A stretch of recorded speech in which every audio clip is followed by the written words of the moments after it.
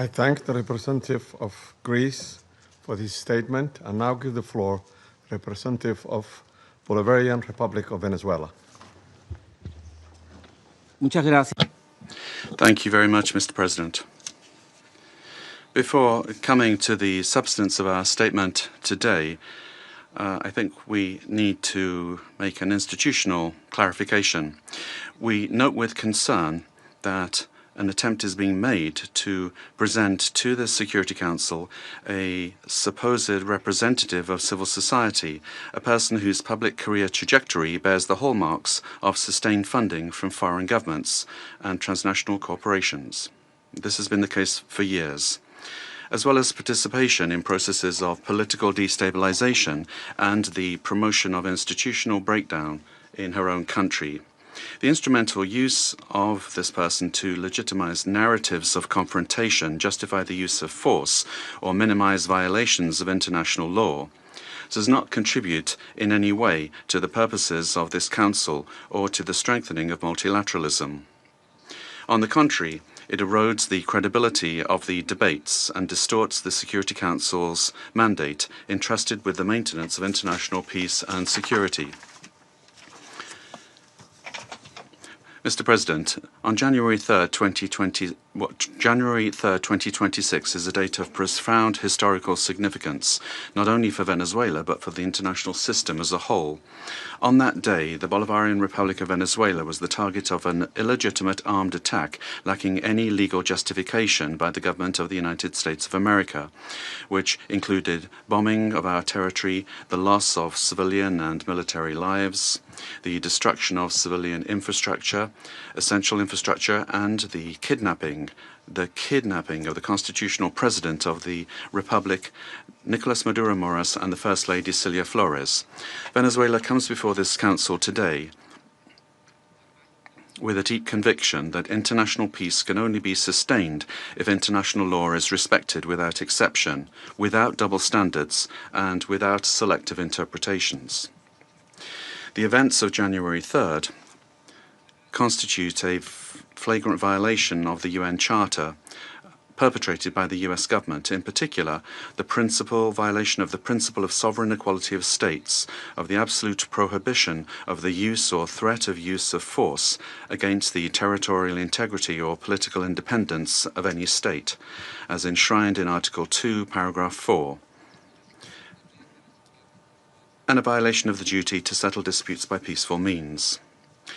Similarly, these acts also seriously violate the Geneva Conventions and its protocols, as indiscriminate attacks were carried out against the civilian population and assets. International human rights law has also been violated, particularly the right to life, personal integrity, and security.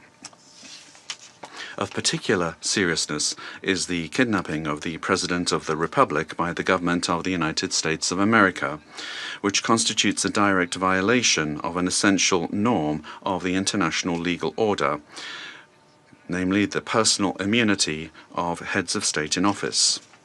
This immunity is not an individual privilege.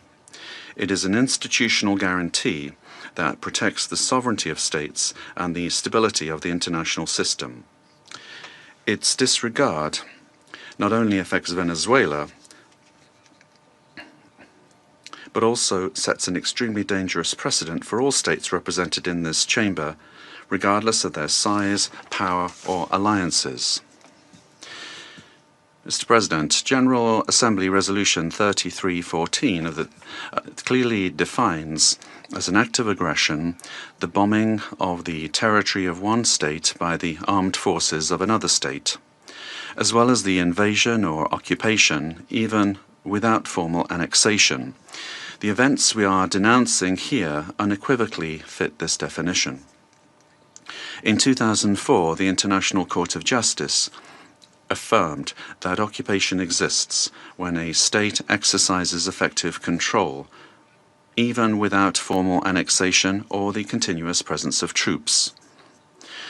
Security Council Resolution 242, for its part, emphasizes that the acquisition of territory by force is inadmissible, while General Assembly Resolution 2625 establishes that the territory of a state shall not be subject to military occupation as a result of the use of force in contravention of the UN Charter.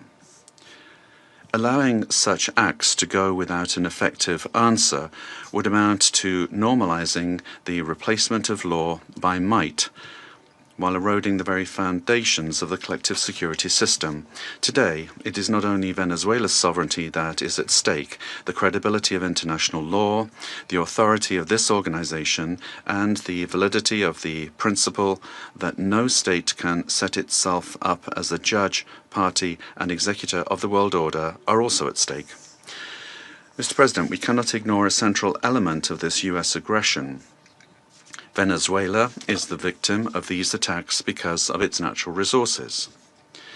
Our country's oil, energy, strategic resources, and geopolitical position have historically been factors of greed and external pressure. When force is used to control resources, impose governments, or redesign states, we are faced with a logic that harks back to the worst practices of colonialism and neocolonialism. Accepting such a logic would mean to open the door to a deeply unstable world in which countries with greater military capacities can decide by force the political and economic destinies of other states. This scenario not only threatens Venezuela, it threatens international peace and security as a whole. If the kidnapping of a head of state, the bombing of a sovereign country, and the open threat of further armed action are tolerated or downplayed, the message sent to the world is a devastating one, namely that the law is optional and that force is the true arbiter of international relations. Venezuela firmly believes in diplomacy, dialogue, and peaceful coexistence among nations. That has always been our historical position, and it remains so today, even in the face of an aggression of this magnitude. It is precisely that commitment to peace, the one that was violated on the 3rd of January. Therefore, Venezuela urges this Security Council to fully assume its responsibility and to act in accordance with the mandate conferred upon it by the Charter of the United Nations. In that regard, we request, A, that the government of the United States of America be demanded to fully respect the immunities of President Nicolas Maduro and First Lady Celia Flores, as well as their immediate release and safe return to Venezuela. 2, that the use of force against the Bolivarian Republic of Venezuela be clearly and unequivocally condemned. Thirdly, that the principle of non-acquisition of territory or resources by force be reaffirmed. And 4, that measures aimed at de-escalation, the protection of the civilian population, and the restoration of international law be adopted. Mr. President, in spite of the seriousness of the events, Venezuela would like to inform this body and the international community that its institutions are functioning normally, that constitutional order has been preserved, and that the state exercises effective control over all of its territory. In accordance with our Constitution, Executive Vice President Delcy Rodriguez is being sworn in as acting President of the Republic, thereby guaranteeing institutional continuity, stability, and internal peace. We wish to convey a message of serenity, confidence, and hope to the Venezuelan people. Venezuela is a nation that believes in peace, work, and dignity. Our commitment is to diplomacy and law, and the law is firm and unwavering.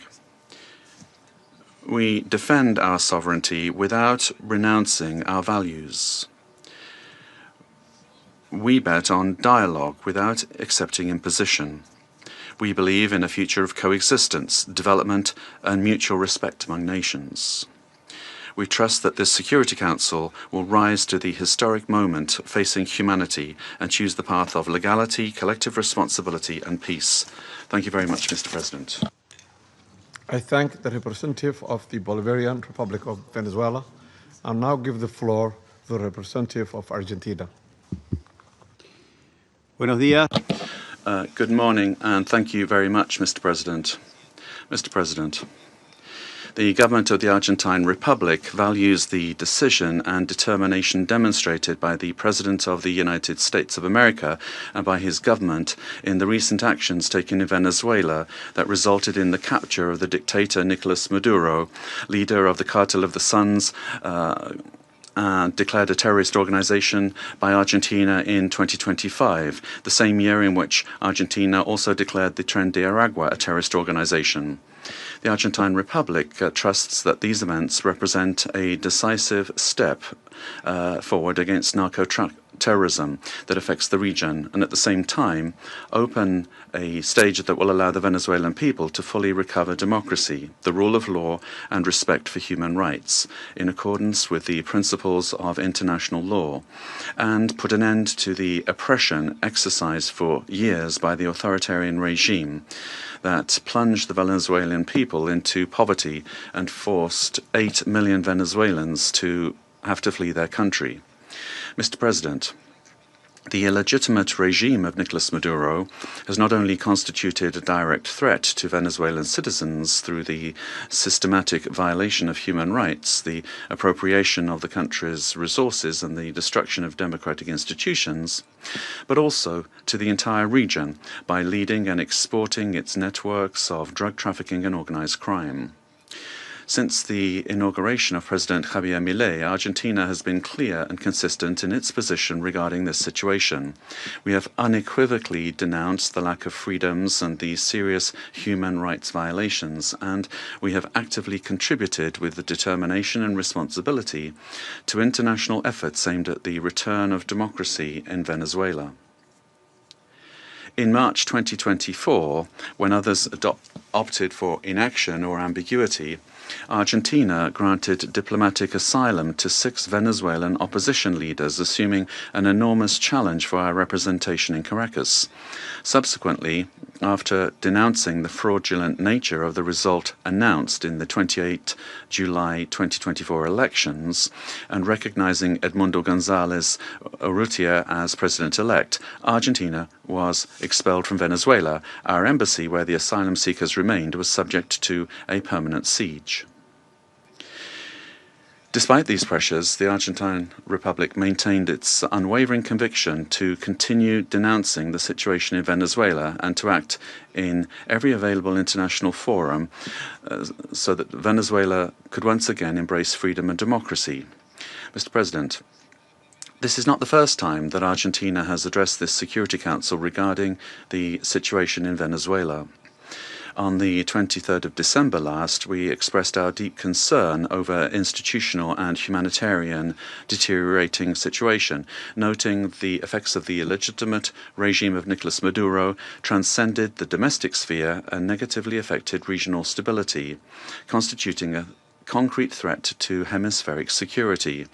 In the same vein, President Milei stated at the Mercosur summit that Argentina welcomed the pressure from the United States aimed at freeing the Venezuelan people.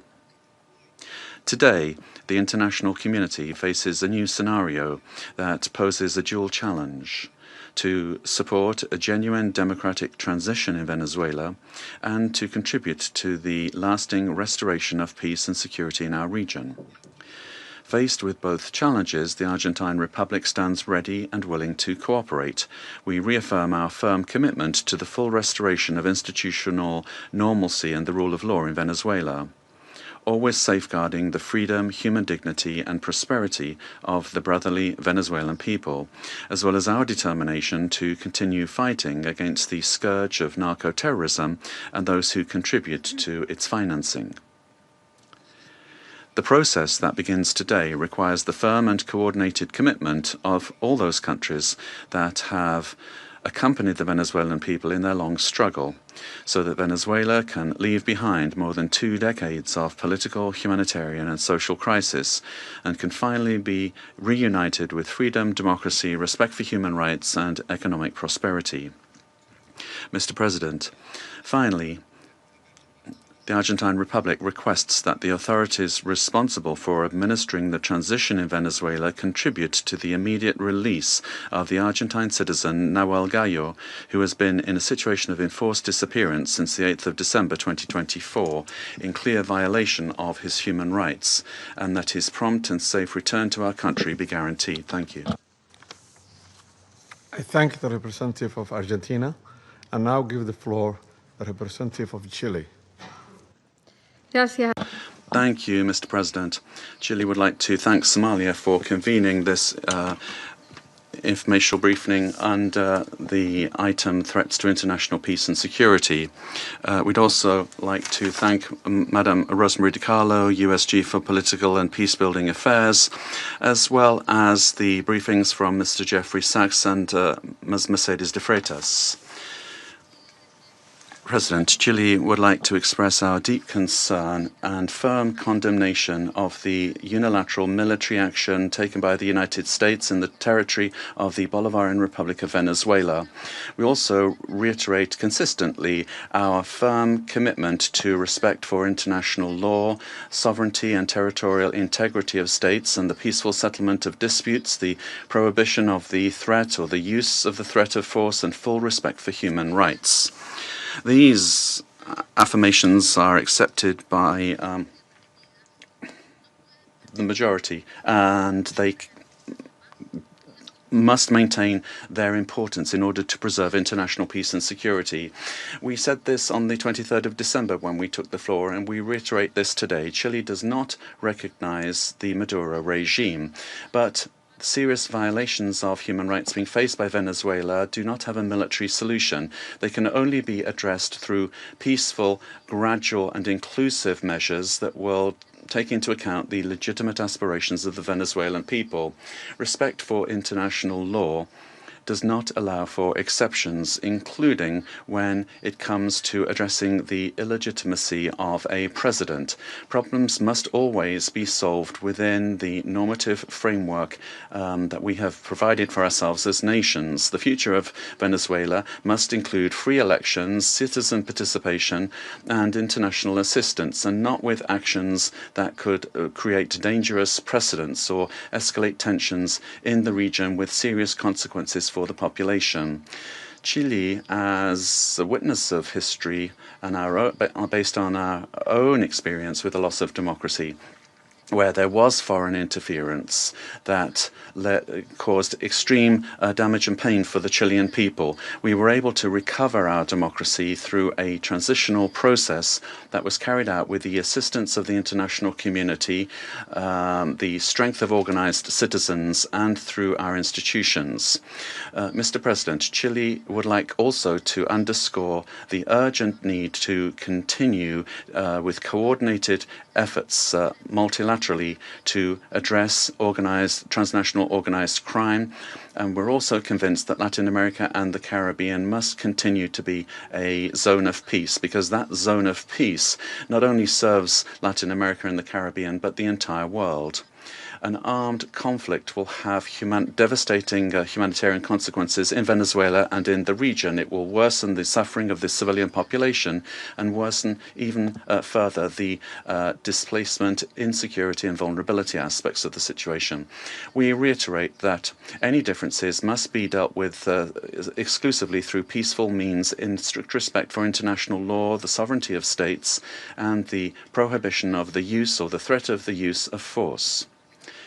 As was recently indicated by the heads of state of Brazil, Chile, Mexico, Uruguay, and Spain, we express our concern with regard to any attempt to control government administration or foreign ownership of strategic assets.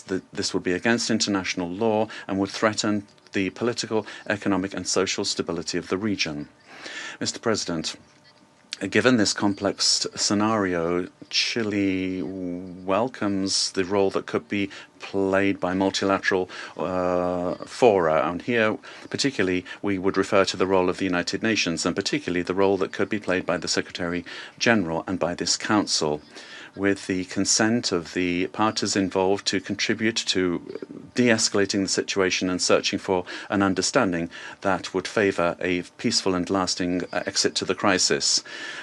Prudent leadership and experience of our organisation, as well as the regional organisations and mechanisms, could be very relevant to avoid a further worsening of the situation and to keep open the channels of communication. Chile reiterates its preparedness to support constructive initiatives that will point in this direction and work together with countries of the region and with the international community for stability and mutual understanding and respect for the principles that underpin this organization. Thank you. I thank the representative of Chile for the statement and now give the floor to the representatives of Brazil. Mr. President, we'd like to thank Somalia for convening this emergency session of the Security Council. Brazil categorically and firmly rejects the armed intervention in Venezuelan territory in flagrant violation of the Charter of the United Nations and of international law. The bombings on Venezuelan territory and the capture of its president cross an unacceptable line. These acts constitute a very serious affront to the sovereignty of Venezuela and set an extremely dangerous precedent for the entire international community. The Charter of the United Nations establishes as a pillar of the international order the prohibition of the use of force against the territorial integrity or political independence of any state, except in the circumstances strictly provided for therein. The acceptance of actions of this nature would inexorably lead to a scenario marked by violence, disorder, and the erosion of multilateralism, to the detriment of international law and institutions. The effects of the weakening of international governance and cooperation mechanisms are already evident. The record number since the Second World War of 61 active armed